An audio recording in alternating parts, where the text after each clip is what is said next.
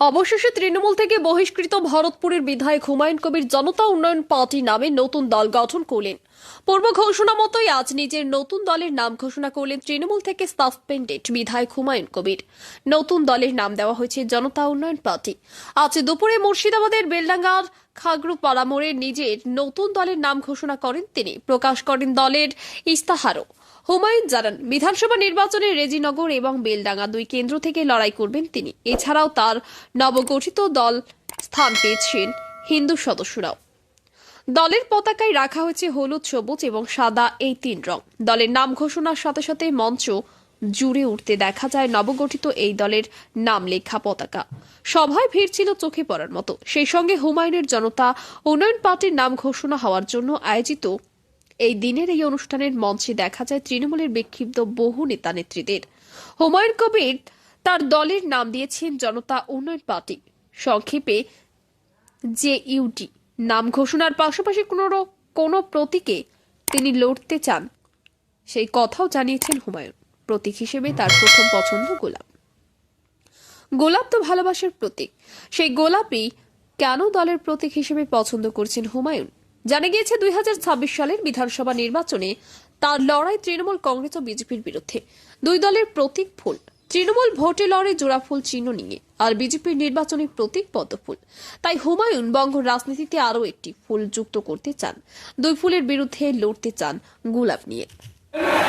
কলকাতা বালিগঞ্জ কেন্দ্রে যেখানে বাবুল সুপ্রিয় প্রার্থী আছে, নিশা চ্যাটার্জি কলকাতা বালিগঞ্জ থেকে লড়াই করবে আগামী বিধানসভা। আপনাদের অসংখ্য ধন্যবাদ। আপনি আপনার সাথে থাকবেন আর চাচা আমাকে যে আজ জায়গা দিয়েছে তার জন্য অসংখ্য ধন্যবাদ। তো আপনারা আমার সাথে আছেন কি নেই? আপনারা সবসময় আমার সাথে থাকবেন, আমি যাতে ভালো কাজ করতে পারি আর দাদার নেতৃত্বে যদি চলতে পারি, তার জন্য আপনারা আমার সাথে থাকবেন। আর অসংখ্য ধন্যবাদ সবাইকে।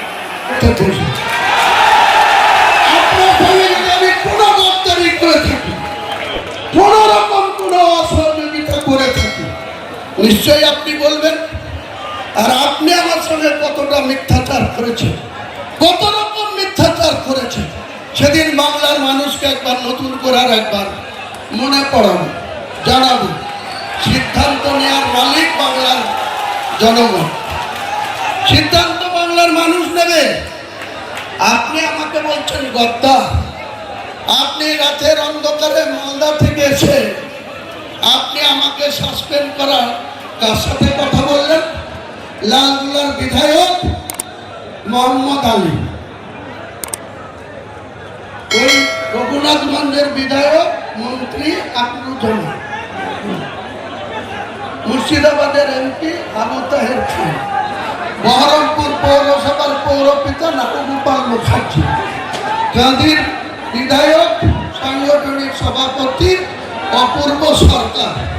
তাদের সঙ্গে বসে আলোচনা করে বললেন যে হুমায়ুন কবিরকে যদি দল থেকে সাসপেন্ড করি বা বের করে দিই, মুর্শিদাবাদের ক্ষতি হবে।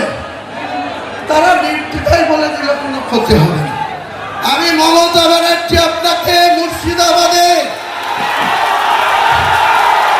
2011-তে একটা পেয়েছিলেন, আর 2004-এ আমাকে প্রার্থী না দিয়ে শুভেন্দুর কথায় 22টা প্রার্থী দিয়ে 4টে জিতেছিলেন। আর হুমায়ুন কবির আবার আপনার হাতে পায়ে ধরে এই তৃণমূলে এসে 20টা পায়ে দিয়েছিলাম। আজকে চ্যালেঞ্জ আমার, কোন শক্তি থাকলে মুর্শিদাবাদে আপনি খাতা খুলে দেখাবেন। মুর্শিদাবাদে 22টা সিটে আপনি খাতা খুলবেন। 2 বিজেপি আছে, বিজেপি হয়তো 2-1টা সিট বাড়িয়ে নিতে পারে। তাদের যা কৌশল, তাদের যা অর্থবল, তাদের যা কৌশল অবলম্বন করে চলছে। কিন্তু আমি চ্যালেঞ্জ করছি, আমি বেঁচে থাকলে মমতা বন্দ্যোপাধ্যায় জোড়া ফুলের জিরো করব। আর ওই করিমপুরে লাট খাওয়া নেতা জয়প্রকাশ মজুমদার, ও আমার কাছে রাজনীতিতে নকলযোগ্য না। একটা লুড়ি করা লোকের লাট খেয়ে সে তৃণমূলের নেতাদের হাত হাতে পায়ে ধরে সহকারী সভাপতি হয়ে বড় বড় লেকচার মারছে। আবার আরেকজন আছে, তার কথা তো বলতে আমার ঘৃণা লাগে, কুণাল ঘোষ না ছিনাল ঘোষ। এই কুণাল ঘোষ আবার বলছে ক্ষমতা থাকলে ব্রিগেডে করে দেখা।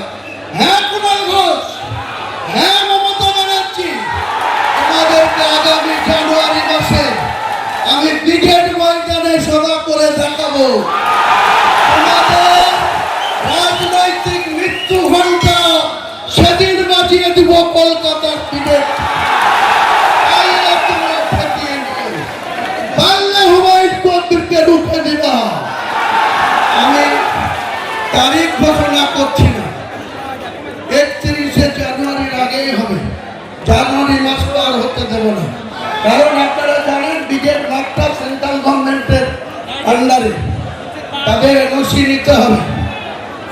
এনওসি তো অনেক কিছু আটকাবার চেষ্টা করবে, সে আমি নিশ্চয়ই চেষ্টা চরিত্র করে যদি আমি এনওসি পাই ব্রিগেডেই।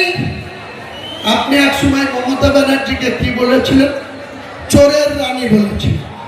সারদাতে যখন আপনি 3.5 বছর জেল খেটেছিলেন, তখন মমতা বন্দ্যোপাধ্যায়ের গ্রেফতার চেয়েছিল। কে চেয়েছিল? হুমায়ুন কবির চেয়েছিল না কোনো মুসলিম চেয়েছিল? আপনি কুণাল ঘোষ চেয়েছিলেন, মমতাকে চোরের রানী বলেছিলেন। আমি বলিনি, হুমায়ুন কবির বলেনি, বাংলার কোন মুসলমান সম্প্রদায় মমতা বন্দ্যোপাধ্যায়কে চোর বলেনি, কিন্তু আপনারা বলেছিলেন। আর মমতা বন্দ্যোপাধ্যায় এত গুণবলিতে ভরা, যে যত বেশি ডাল দিবে তার তত বেশি প্রমোশন হবে মমতা ব্যানার্জির কাছে।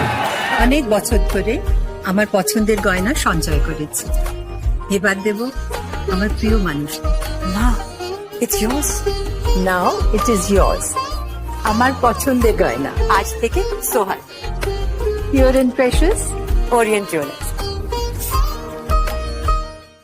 যদি এখনও আমাদের খবরের দর্পণ চ্যানেলটি সাবস্ক্রাইব না করে থাকেন, তাহলে এখনই সাবস্ক্রাইব করুন, সঙ্গে বেল বাটনটি ক্লিক করুন আর পেয়ে যান সব খবরের দ্রুত ভিডিও আপডেট।